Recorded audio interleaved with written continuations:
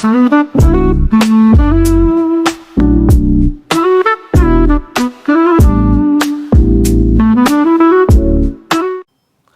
各位觀眾，跟住心水哥睇裝修，睇下啱唔啱心水啊！呢集視頻咧帶大家睇一套唔一樣嘅裝修風格，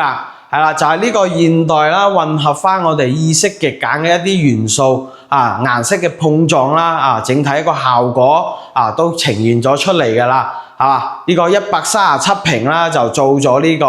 3房啊，然之後咧有獨立嘅呢個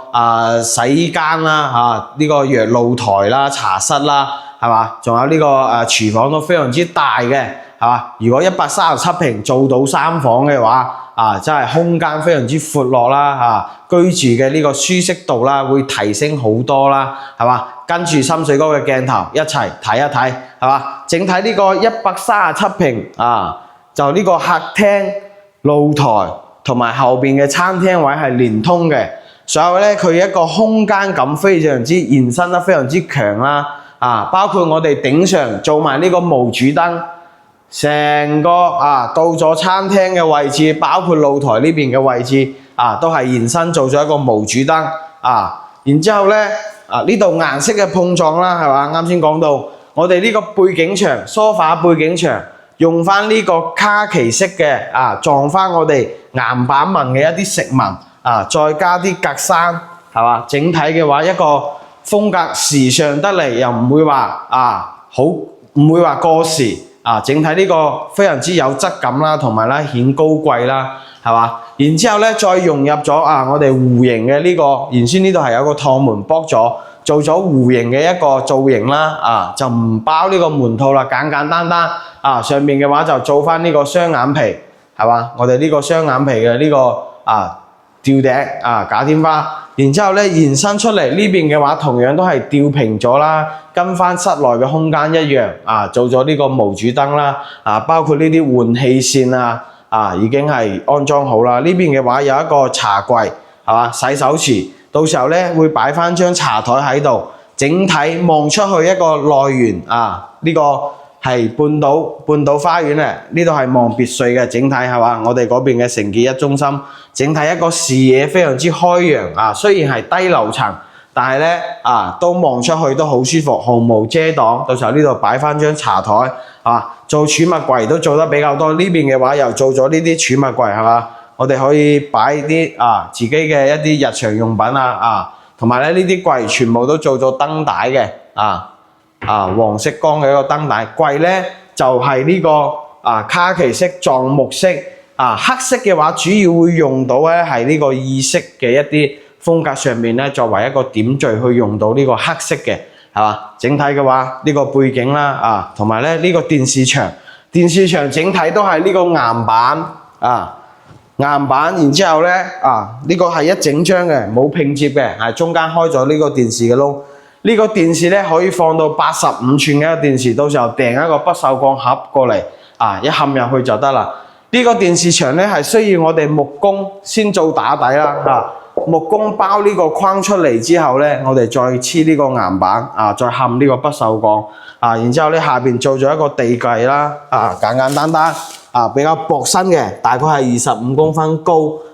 然之後咧呢度係做呢個移動插蘇位啦可以移動插嘅，呢度做咗一個設計，呢啲係比較常見啦，依家好多戶型都會整然之後咧到時候不鏽鋼嵌入去就 OK 啦整體嘅話都係黑色底非常之大氣啦加埋呢個岩板嘅一個紋路啦然之後咧呢邊又係做咗格柵你睇佢似格柵係嘛然之後咧呢度推入去仲係有個房間嘅，呢度係做咗一個隱形門呢邊嘅話係跟呢個格柵一樣做呢個隱形門。呢度入嚟嘅話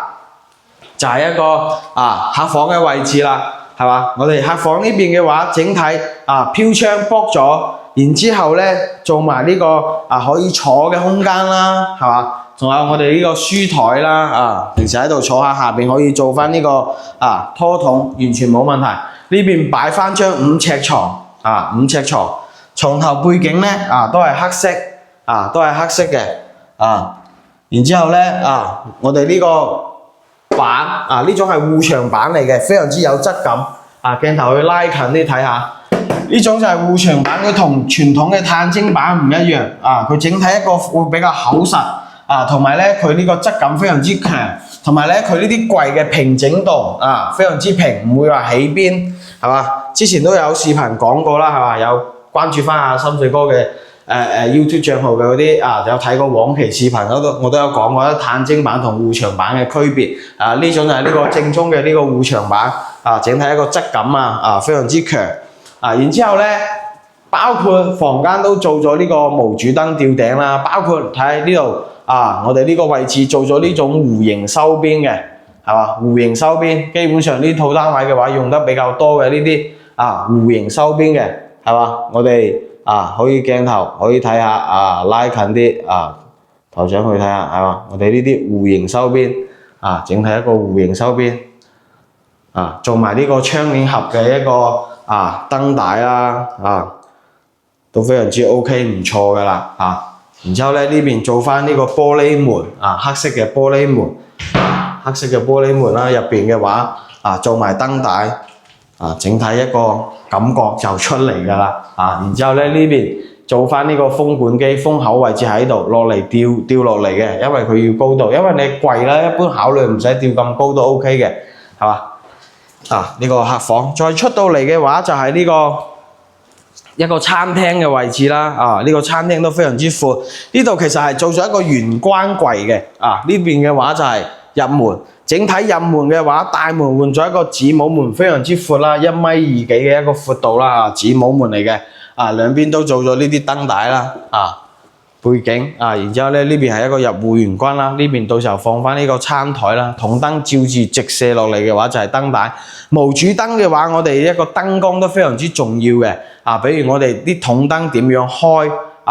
啲燈光打到邊度都係有講究嘅，唔係話立亂咁開嘅所以咧喺做前期做設計嘅時候咧要將呢啲都要諗入去然之後咧廚房做咗一個非常之靚嘅，呢個係水波紋嘅細嘅水波紋嘅一個藝術玻璃啦整體嘅話鏡頭可以睇下佢可以做到一個磨砂質地係睇唔到入邊嘅呢邊嘅話又係做翻咗一個櫃係嘛？我哋利用翻廚房門，然之後咧做咗個餐邊櫃，餐邊櫃咧就係可以擺嘢嘅，或者係我哋如果係要使用嘅時候先將佢個門燙翻廚房呢邊，如果唔用嘅話我哋完全係可以遮住呢個餐邊櫃噶啦做埋呢個藝術玻璃整體用埋一齊啦佢都唔會話顯得好肉酸嘅係嘛？佢整體搭配出嚟都非常之舒服入到嚟嘅話就係呢個廚房嘅位置，哇呢個廚房相當之 OK 真係企3-4個人同時操作完全冇問題係嘛？廚房嘅話業主都做咗啲講究啦，包括一啲電器都比較多啦係嘛？所以咧喺進行設計嘅時候咧我哋都要考慮入去嘅呢度放咗一個700幾升嘅呢個大雙開門雪櫃啦，上面嘅話就係再做埋呢啲儲物櫃啦佢非常之深，如果有空間足夠嘅話係可以平雪櫃呢個位置做嵌入式雪櫃嘅我哋呢個櫃就非常之深，入邊可以擺啲唔常用嘅乾貨之類嘅係嘛？然之後咧我哋呢邊同樣都做咗高身櫃啦高身櫃擺電器啦、蒸焗爐啦、拖桶啦呢邊嘅話櫃門啦，下邊呢邊都有吊櫃啦然之後咧呢邊就係操作台面，煮食爐喺呢度係嘛？我哋煮洗呢邊一個動線切然之後咧呢邊嘅話就係熱水器啦，熱水器咧我哋可以買呢種嵌入式嘅熱水器啦，可以做櫃包喺入邊但係咧要開窿係嘛？我哋呢邊嘅話要底部留買熱水器都有呢種嵌入式嘅熱水器，稍為會貴啲係嘛？然之後咧整個台面櫥櫃嘅顏色做咗深灰色黑色嘅呢個台面顯得高貴大方唔會話好小氣，因為咧整體係跟翻出邊嘅呢個風格啊嘛然之後咧上面做嘅呢啲就係呢個蜂窩大板係嘛？做嘅就係呢個蜂窩大板啦做嘅就係呢個蜂窩大板整體嘅話非常之大啦，呢啲蜂窩大板係嘛？效果都非常之 OK， 因為咧呢個呢個廚房咧可以考慮蜂窩大板或者係呢個艾特板吊頂都係冇問題嘅然之後咧牆身嘅話就係60米2，2張磚直接黐到頂嘅再入嚟呢度係廚房。再入嚟嘅話，整體過道呢邊都做咗啲小設計啦，比如我哋呢啲玄關嘅造型啦，係嘛？到時候有個吊燈射落嚟，到時候呢度擺翻個原裝嘅裝飾物啦，都非常之 OK。呢邊嘅話仲有一個兒童房，同樣啦，兒童房都係做咗呢個隱形門嘅，係嘛？隱形門可以鏡頭可以入嚟。我哋隱形門咧可以加鎖啦，係嘛？我哋可以加鎖嘅。入邊嘅話都係可以鎖住嘅，入邊有把手可以鎖住，出邊入唔到嚟。整體嘅話，兒童房做咗一個榻榻米嘅一個設計啦，做咗一個榻榻米嘅一個設計，呢個就可以儲物空間非常之多啦。比如我哋下邊可以擠唔常用嘅嘢，呢啲被鋪呢啲都可以擠喺入邊。下邊呢邊嘅話可以做翻呢個拖桶位置啦，係嘛？呢邊做衣櫃啦，整體嘅話一個效果就係咁啦，包括做埋呢啲走邊燈帶呢邊做櫃呢邊做翻書台係嘛？呢邊做書台同樣全房都係呢個風管機都吊咗頂業主真係好寫本，懂生活享受生活係嘛？因為咧一個屋企嘅裝修肯定要跟翻自己嘅呢個個人嘅鍾意啦，係嘛？個人嘅呢個喜好啦，係嘛？因為咧就同樣啦，都豐儉由人嘅，跟翻自己嘅預算呢邊過道嘅話，同樣做咗唔少嘅櫃啦、儲物啦，空間非常之足夠然之後咧呢邊嘅話就係呢個主人房啦。主人房咧佢係有呢個衣帽間啦有衣帽間同埋咧呢個廁所嘅整體呢個櫃咧到時候要靠翻呢邊依家係放喺度，仲要執下到時候咧呢個一個獨立嘅衣帽間啦整體入去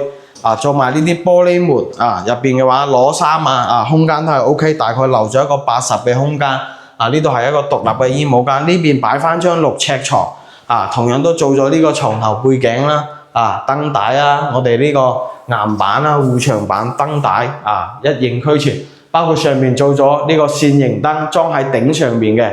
圈咗一圈。邊上做咗呢個弧形呢邊嘅話都係一個弧形呢邊係梳妝台。整體嘅話主人房都非常之闊，非常之大入到嚟廁所位置啦，呢個嘅話就係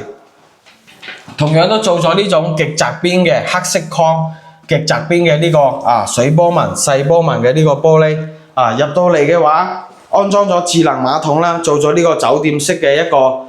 櫃啦，係嘛？酒店式嘅一個櫃，然之後咧呢邊嘅話係呢個隱藏式嘅呢個水龍頭，要提前預埋好然之後咧先裝呢個水龍頭呢個酒店式嘅。呢邊做咗呢個玉屏企缸位，企缸位呢邊做嘅係呢個大理石大理石呢個位置係做嘅一個大理石大理石嘅位置係嘛？我哋呢個開好槽，四邊排水，包括呢啲花灑都係做咗隱藏式嘅，係嘛？做咗呢個隱藏式嘅花灑呢邊頂噴裝咗呢個浴霸做咗呢個壁龕2張磚到頂。到咗呢邊嘅話仲有就係啱先所講到呢個獨立洗衣嘅空間啦，同樣都可以講下呢個呢個廁所嘅位置啦，做咗呢啲我哋呢個酒店式嘅呢個洗手台啦，非常之長1米5幾嘅枕床式嘅鏡櫃啦然之後咧呢邊嘅話同樣做咗呢個企缸玉屏，上面都係做咗呢個無主燈嘅都係艾特板吊頂呢邊嘅話就係啱先所講到呢個獨立嘅洗衣空間啦呢邊嘅話原先係陽改房嚟嘅，係嘛？業主咧就將呢度改成一個獨立嘅洗衣空間啦洗衣機、烘乾機啦、洗手池啦。佢呢種洗衣機上面考慮做呢個洗手盤嘅話，上面係比較薄身啲嘅上面呢個位置係比較薄身啲嘅。呢邊做埋儲物櫃、晾衣架呢度就係獨立嘅一個晾衣空間係嘛？整體呢套單位咧都同大家講得非常之詳細啦，係嘛？如果呢度仲睇緊片嘅觀眾朋友同心水哥點翻個 like 支持一下整體呢套單位137平如果對呢套單位啊，有興趣嘅可以入線翻三水哥攞啲資料參考對比下如果想過嚟現場睇呢套單位嘅趁住依家仲未交樓都可以上嚟現場參觀了解下，好嘛？呢套半島137平嘅三水哥就同大家介紹咁多。如果惠陽大亞灣近期有諗住買樓裝修嘅，都可以入線翻三水哥攞啲資料參考對比下，好嘛？咁今集視頻咧就講到呢度啦，我哋下集再見，拜拜。